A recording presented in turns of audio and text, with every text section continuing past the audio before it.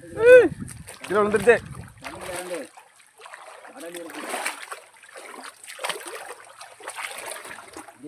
எப்படி போயிட்டு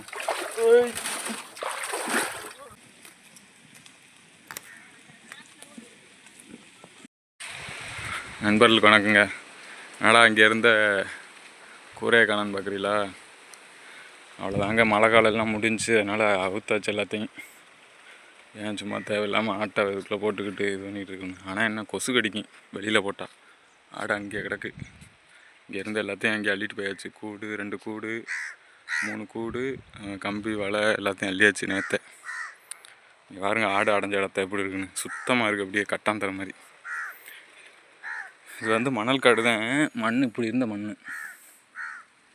பொட்டை தரையாயிடுச்சு ஆடு அடைஞ்சு. இந்த கம்பு மட்டும் இருக்குது. இதை வந்து பிடுங்கி அடுத்த வருஷத்துக்கு பயன்படுத்தணும்.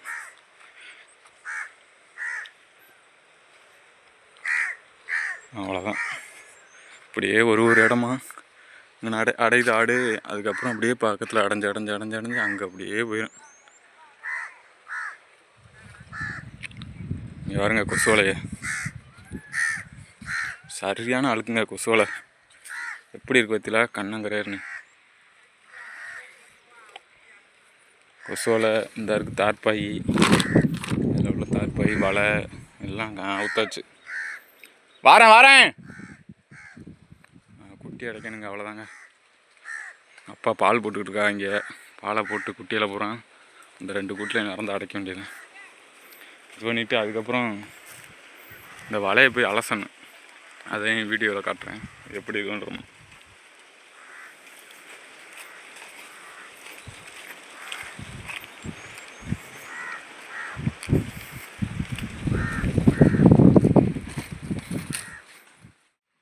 பாருங்க, என்கிட்ட பால் இல்லாத குட்டிகளுக்கு பால் போட்டுக்கிட்டு இருக்கோம். பால் எடு.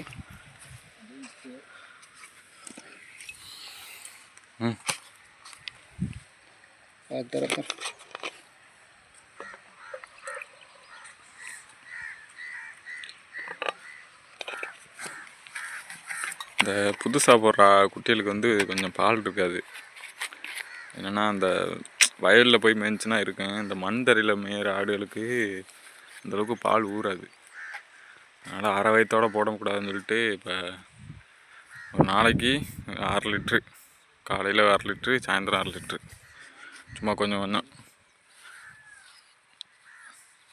எல்லா குட்டிகளுக்கும் போட மாட்டோம். சும்மா ரொம்ப சின்னதாகவும் பால் இல்லாத குட்டிகளுக்கு போடுறது. போட்டால் தான் அந்த குட்டியில் பூரா காப்பாற்றலாம். நான் பால் போட்டுக்கிட்டீங்களோ? நல்லா குடிக்கிறானே. குடிக்கிறான்ல.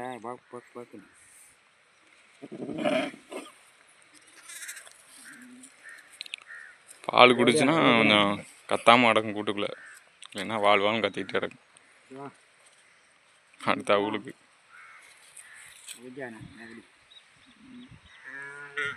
ஆரம்பத்தில் குடிக்க மாட்டாங்க. வாயை பற்றியில் எப்படி இருக்குன்னு ரோஸ் கலரில்.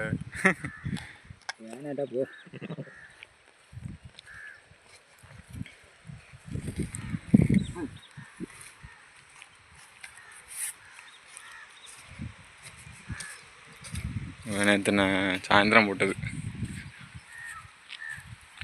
இந்த குட்டி போட்ட வீடியோ வந்து ஆட் பண்ணுறேன். இதில் போட்டதை பாருங்களேன். சாயந்தரம் போடையில் எடுத்தேன் வீடியோ, அதை பாருங்கள். ரொம்ப நேரமாக அது பண்ணிகிட்டே இருந்துச்சு. அது எந்திரிச்சா தான் ஃபுல்லாக போடும்.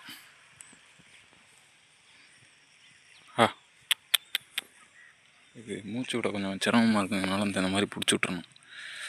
வாடா அக்கியே வேற குடிச்சிருப்போம். இரு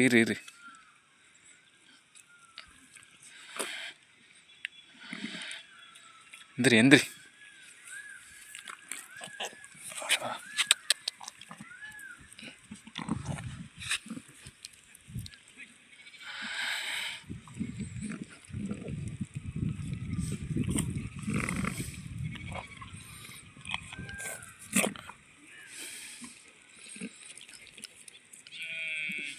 ஓகே, நீ அது தாய் பார்த்துக்கிறேன். நக்கிய ஆளை வந்து இது பண்ணிடுவேன். அவ்வளோதாங்க. இதுதான் குட்டி போட்டோன்னே செய்ய வேண்டிய முதல் செயல். இதுதான் எல்லாந்தாப்பில் குட்டி, அதாவது ஒரு 10 குட்டி 20 குட்டி திறந்து விட்றோம்ல கூட்டில், அது திறந்த விடையில் எப்படி கரெக்டாக அதோட தாயிட்ட போகுது அப்படின்னு கேட்டிருக்காப்புல. இப்போ நம்ம பாத்திய இந்த குட்டி போட்டதை அதை அப்படியே மோந்து பார்த்துக்கிறோம். அந்த அக்கியோட வாடை தான் அதுக்கான அடையாளம். அதை வந்து குட்டி திறக்கும்போது மோந்து பார்த்துட்டு தான் பால் கொடுக்கும். பருக்கன்மா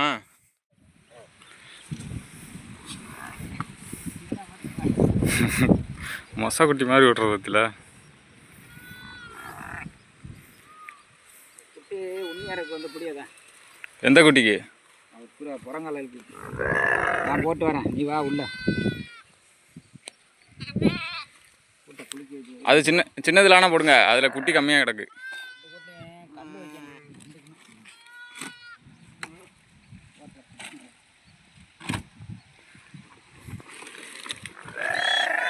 என்ன ஊற்றி கிடக்கு, கரெக்டாக தான் இருக்கு.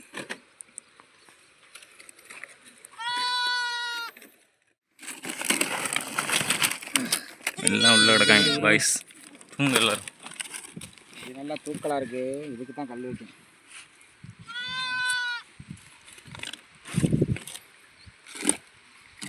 இப்போ வேறு வீடியோ பார்த்துட்டு இளங்குட்டி வேணும்னு கேட்குறிய. இளங்குட்டி வந்து நாங்கள் மட்டும் இல்லை, யாருமே கொடுக்க மாட்டாங்க. அதாவது இந்த கிடையை விட்டு ஒரு குட்டி வெளியே போகும்போது ஒரு 8000 மதிப்புள்ள குட்டியாக தான் வெளியே போகும். அப்படி போனால் தான் நாங்கள் அலையிறதுக்கும் கொஞ்சம் பிரயோஜனமாக இருக்கும். ஏன்னா வருஷத்துக்கு ஒரு தடவை தான் ஆடு குட்டி போடுவேன் செம்பரி இடம் பொறுத்தவரையில். ஒரு தடவை குட்டி போடும். அது வந்து கிட்டத்தட்ட 3-4 மாதம் பால் கொடுக்கும். 6 மாதம் பால் கொடுக்குன்னு வைங்களேன். மறுபடியும் அதோட சனையாகிறது வந்து ஒரு 5 மாதம் சனையாக இருக்கும். இதே தான் இப்படியே ரொட்டீனாக அப்படியே நடந்துக்கிட்டு இருக்கும். இதுக்கடையில் நம்ம அந்த இளங்குட்டியை கொடுத்தோம்னா அதில் வந்து எந்த ஒரு பிரயோஜனமும் இல்லை. ரெண்டாவது, குட்டி வாங்கிட்டு போகிற ஆட்களுக்கும் அது வந்து பிரயோஜனமாக இருக்காது. ஒரு சில நேரத்தில் அது தாயை நினச்சி எங்கேயே இறந்து போகிறது கூட வாய்ப்பு இருக்குது. ஆட்டுக்கும் அப்படித்தேன். குட்டியை நினச்சே அப்படியே அந்த மடு வந்து கட்டி போயிடும். குட்டி வந்து ரெகுலராக பால் குடித்தா தான் இந்த ஆடும் கரெக்டாக இருக்கும், குட்டியும் கரெக்டாக இருக்கும். அதனால தான் யாரும் இளங்குட்டியை கொடுக்க மாட்டாங்க. அவ்வளோதான். நீ அந்த வலையை போய் கொண்டு போய் அலசிட்டு இப்படி காய போடணும். அப்போ தான் அது அடுத்த வருஷத்துக்கு பயன்படும். இல்லைன்னா அந்த அழுக்கோடு போட்டோம்னா அவ்வளோதான்.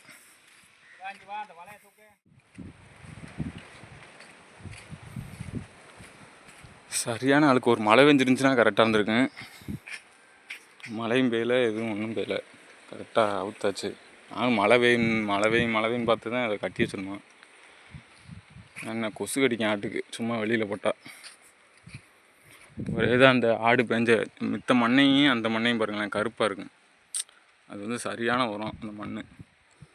அந்த நீரில் வந்து ஆட்டை போடவே கூடாது. இருந்தாலும் இந்த இத்தனை நாளாக கடந்துடுச்சு. ஒரு மழை வந்துச்சுன்னா கரெக்டாக வந்துடும் ஆட்டுக்கு. அப்படியே கொண்டு போக வேண்டியது. அந்த பக்கத்தில் ஒரு குளம் மாதிரி கிடக்கு, அலசி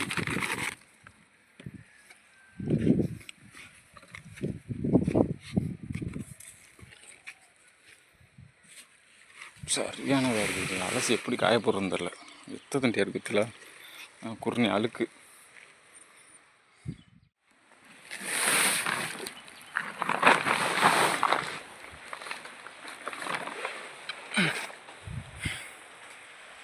கேச்சு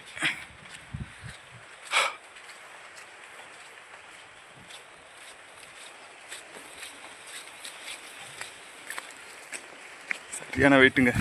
ஒத்த கையிலே தூக்கிட்டு வந்துக்கிட்டு இருக்கேன். கிலோ வெயிட் வந்து அந்தளவுக்கு இருக்காது, ஒரு 10 கிலோ இருக்கும். இதோட விலை வந்து 4000 ரூபா தான் வாங்கினோம். ஆல்ரெடி முன்னாடி ஒருத்தர் கமெண்டில் கேட்டிருந்தாப்புல. இதோட ப்ரைஸ் வந்து 4000. எத்தனை அடின்னு தெரில. கிட்டத்தட்ட ஒரு 30க்கு லென்த்து வந்து ஒரு 20 அடி இருக்கும். அகலம் வந்து ஒரு 10 அடி தான் இருக்கும். 10-15 அடி இருக்கும்.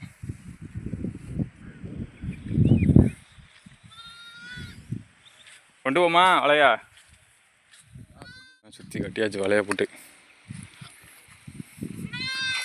இதில் கம்பி இது வச்சுருக்கோம், கல். கொட்டி வந்து ஓரத்தில் கிடக்கு, தெரியும்னு நினைக்கிறேன். கத்தாம கடை கத்தாம எடுந்தோன்னே தான் ஓவராக கத்துறாங்க.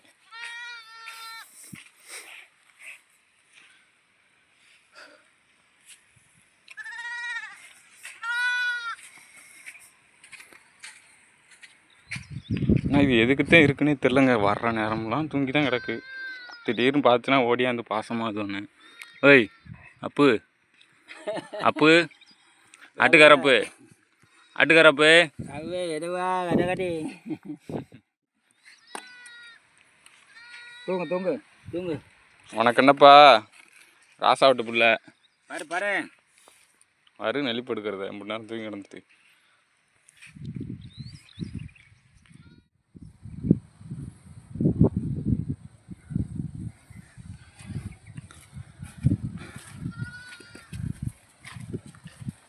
அது பக்கத்தில் தான் இருக்குது, அந்த கணக்கில் கிடக்கு ஒரு குளம். அதுவே சரியான பாசியாக இருக்குது.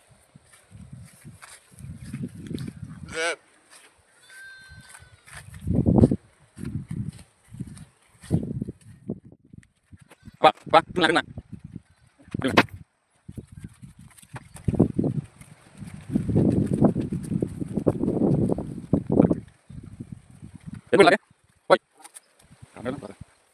பார்த்து போட்டு போட்டேன்.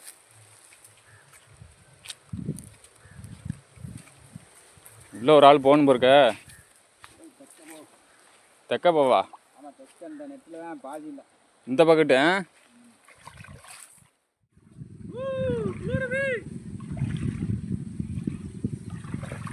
முள்ளு இருக்குப்பா உள்ள. முள்ளு கிடக்கு.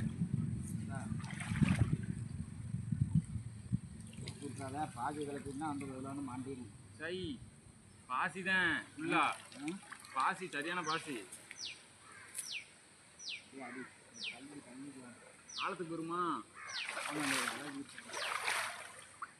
எதையாவது போட்டு அமுக்கிருக்கேன்.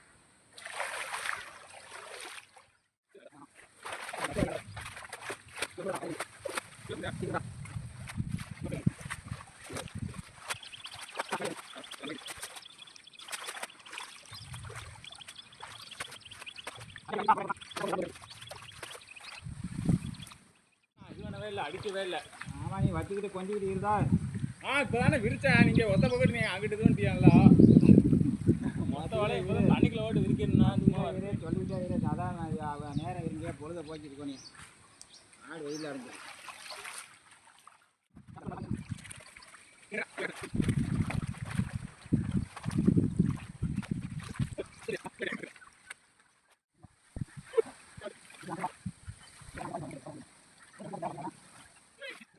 வரேன்.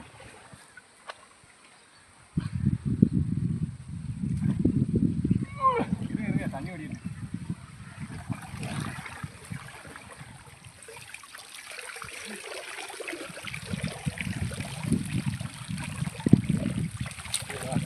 வந்துடு.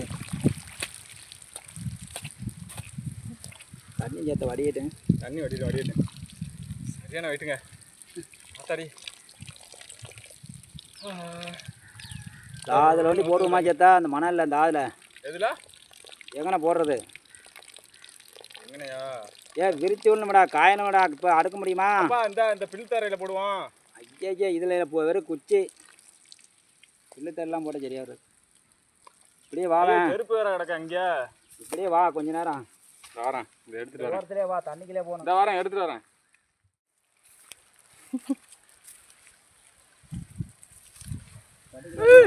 கீழே விழுந்துருச்சு.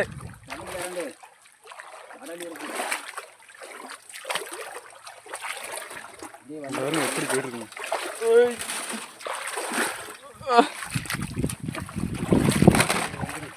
கீழே விழுந்துருச்சு. ஒரு நிமிஷம் சரியா சேர்த்து என்னாச்சு? சரியான நாத்தம். வாட்டை சரியான வாடையாக இருக்குது. என்ன மனமாக இருக்கா? அவ்வளோதான். இல்லை போட்டுருமா?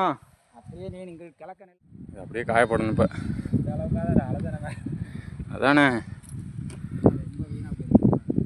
ஒன்றும் பண்ணுறதுக்கு இல்லை. சரியான இது சிரமம். தூக்கிட்டு அங்கேருந்து தூக்கிட்டு வரதுக்குள்ள நாக்கு தள்ளி போச்சு.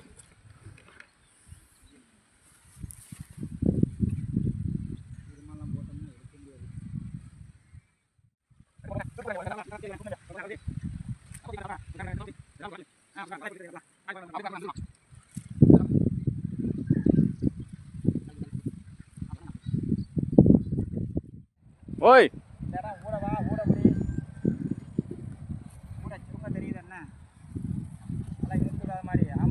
அது அப்படித்தான்ப்பா இருக்கேன், அது அப்படித்தான் இருக்கேன், இழுக்க முடியாது.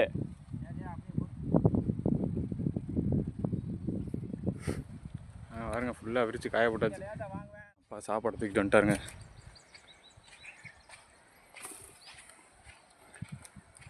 இப்படியே அங்கனங்கன்னா இருக்கிற நிழல்ல உட்காந்து சாப்பிட வேண்டியதுங்க. விட்டு காஞ்சிக்கிட்டு இருக்கு.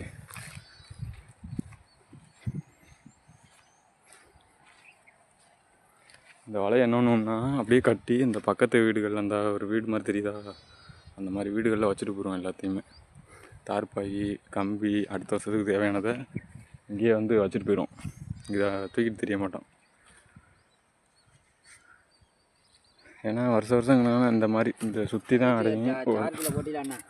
சார்ஜ் போட்டேன் அப்போ அந்த செத்தோட மாட்டி வச்சேன். அப்போ சரியில்லைப்பா அந்த லைட்டு. இங்கே யாருங்க சார்ஜ் லைட்டு, முரட்டு லைட்டு நல்ல பவர். ஆனால் லைட்டு சார்ஜ் ஒழுங்காக ஏற மாட்டேங்குது. என்ன கொண்டு காட்டி பாரு, அதை ஒயரே கொடுத்து. நல்ல பவர். கலாவணியை பிடிக்கணும்னா அந்த லைட்டை வச்சு பிடிக்கணும், எங்கேயும் தப்ப முடியாது. என்ன சாப்பாடு இன்னைக்கு? என்னடா அது? இது வந்து ஒரு ரகமான உப்புமா, நான் தான் செஞ்சேன் அந்த உப்புமா. இந்த உனக்கு கொஞ்சம் எனக்கா? அப்போ கொஞ்சோண்டு போடுங்க. இந்த மூடியில் அடிக்க, இந்த மூடியில் இந்தா மூடி ரொம்ப பெருசாக இருக்குது.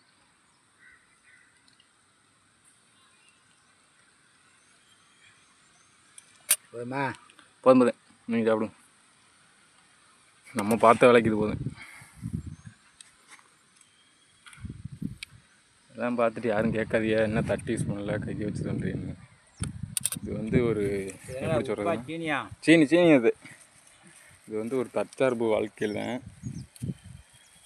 இது வந்து தற்சார்பு வாழ்க்கையில் வந்து இருக்கிறத வச்சு தான் இது பண்ண முடியும். அதனால் இந்த ஒரு நேரத்தில் இந்த பனைமரத்து ஓலையை வெட்டியோடு சாப்பிடுவோம். அந்த நேரத்தில் அந்த மூடியில் கூட அள்ளி போட்டு அன்னன்னைக்கு வயிற்ற கழுவிட்டு போயிட்டே இருக்க வேண்டியதான். எல்லாம் வேறு கூலமுக்கு போயமா இருக்குது தம்பி. ரேஷன் கடை சீனி அப்படி தான் இருக்குங்க. இயரு இங்கே வருங்க ரேஷன் கடை சீனி. ஆனால் சீனி நல்லா பெருசாக இருக்குது, குப்பையாக இருக்குது.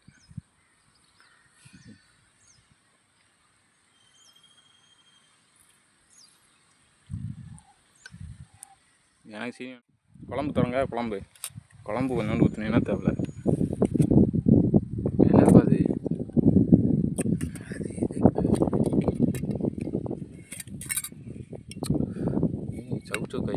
சவுச்சை காயும் அப்புறம் இது பருப்பு கூட்டு நல்லாயிருக்கும். இதில் என்ன இருக்குமா? குழம்பு. இது புளிக்குழம்பு.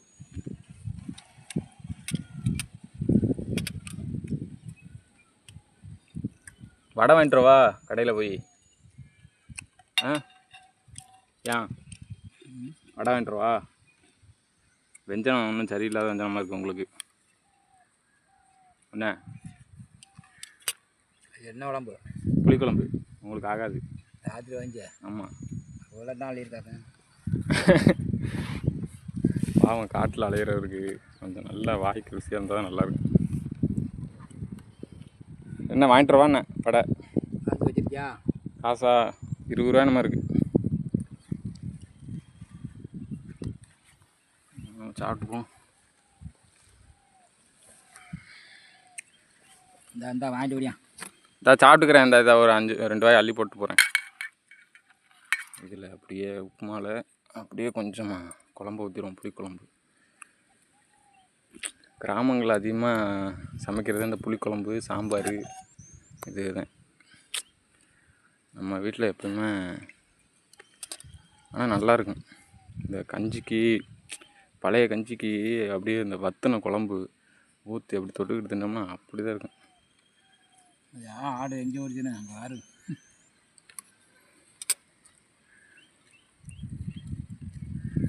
சரி கை அழுக்கு பா தண்ணி ஊற்றுங்க கையில் கையை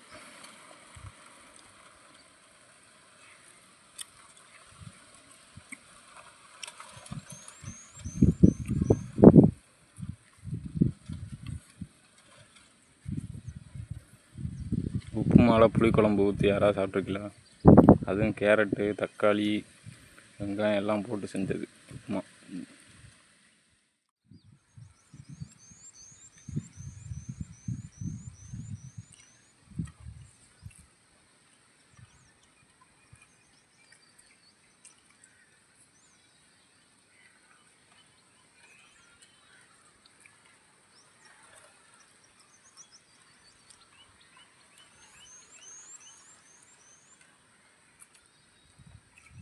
ஏன் எல்லாத்தையும் திறந்து வச்சுருக்கா மண்ணா போவா என்ன எடுத்துக்க இல்லைனா மூடு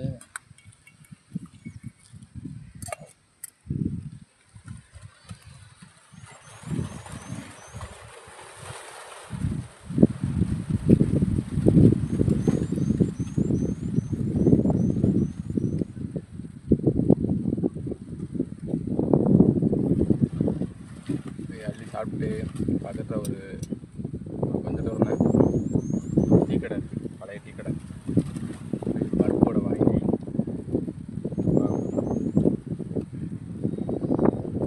பருப்போட இந்த காலத்துலேயும் 5 ரூபாய்க்கு கொடுக்குறாங்க, இல்லைன்னா 6 ரூபா 7 ரூபா. நல்லாயிருக்கும் பருப்போட.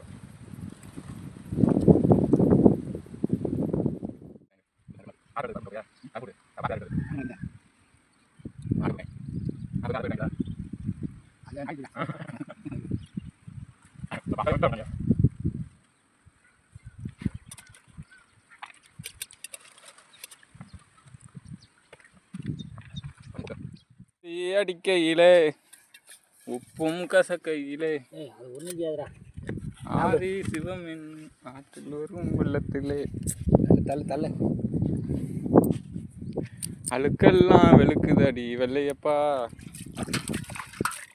வாங்கிட்டு ஓடியா இன்னும் சோறு வருதுங்கண்ணே. சரி அங்கே வடை இருந்தால் தான் போச்சு, இல்லைன்னா அவ்வளோதான், என்னைய கோவிக்க விடாது. வாங்கிட்டு வந்துட்டேங்க, போய் தலைவன்ட்ட கொடுப்போம். ஏய் வடையை பார்த்தோன்னே பா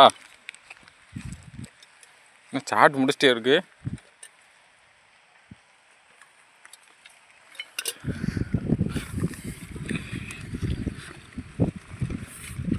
மதியானத்துக்கு வச்சுக்கோங்க. இப்போ எனக்கு வேணாம் வடை.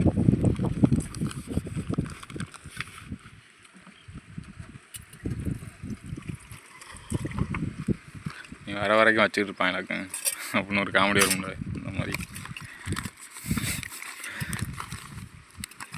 பாருங்க வடையை பாருங்கள் எப்படி இருக்குங்க. ஆடாடாடா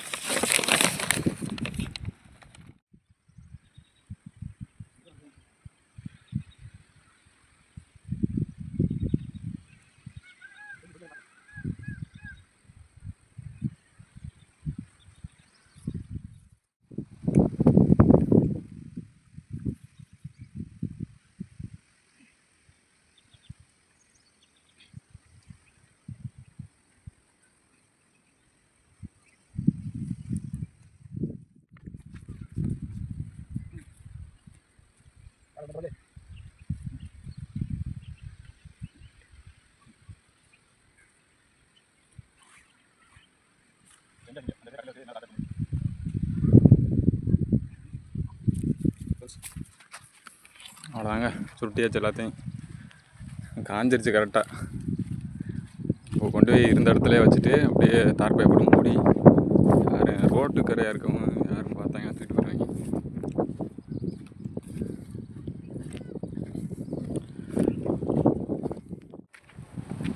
அவ்வளோதாங்க, அடுத்த ஒரு நல்ல பதிவில் பார்ப்போம்.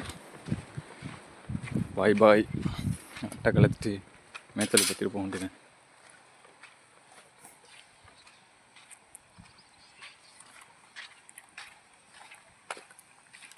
வலை பால் காத்தா அதெல்லாம் அங்கே கொண்டு வருது.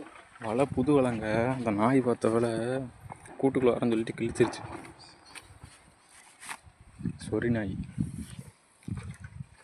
ஏறு வலையில் எப்படி சாஞ்சு சாஞ்சு வலையை பூரா விற்கிறாங்க.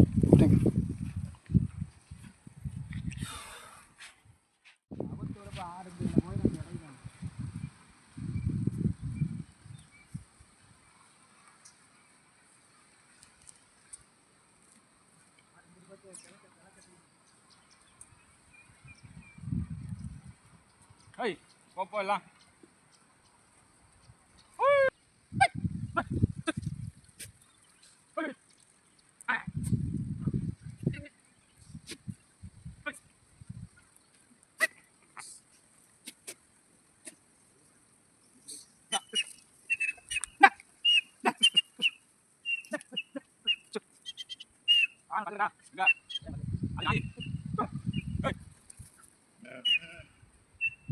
ஒரு ஜவளை ஆடு வருது போய், ஒரு ஜவளை ஆடு வருது பின்னாடி. கடுவே